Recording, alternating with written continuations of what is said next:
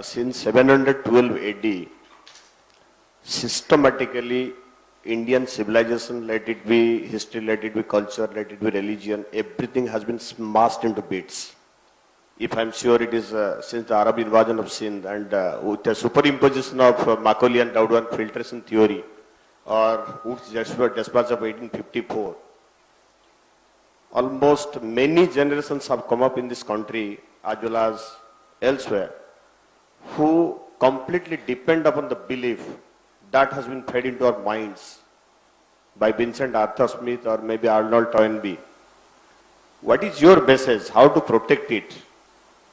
Can we protect it when whole generation of intelligentsia have developed in this country depending upon the belief what has been supplied or spoon-fed by the Britons? Yes. So I am an example of the resistance. I'm an example of resisting this Western universalism. And I as one man can do only so much. But I'm standing up and saying, I reject this Eurocentric Indological thesis and theory of our history and origin of ideas and the paradigms and the philosophy. I reject that. And I'm proposing many alternatives.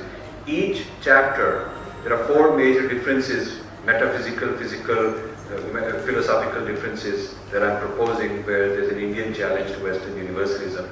And chapters 2, 3, 4, 5, each of them is one big idea that could almost be like a separate book.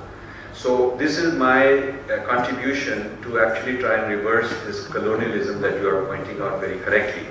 The Indian intelligentsia has been raised on this. The trend of getting digested into the West is becoming fashionable.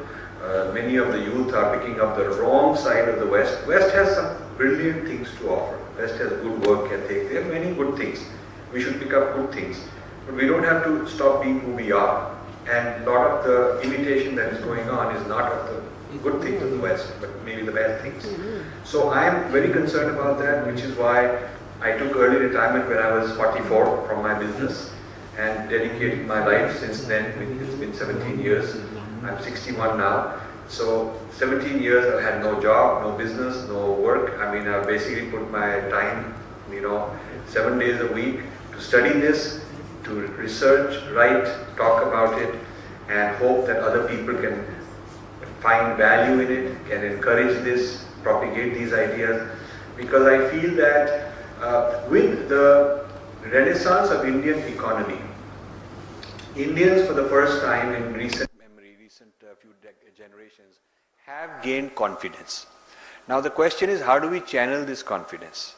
Can we not create the equivalent of Ford Foundation and Rockefeller Foundation and Carnegie Endowment and all these great think tanks and whatnot that the West created?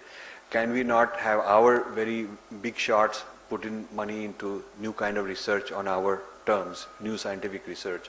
This is what I'm trying to encourage.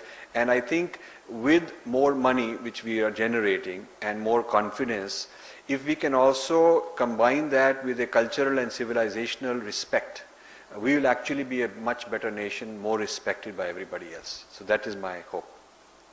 So last question.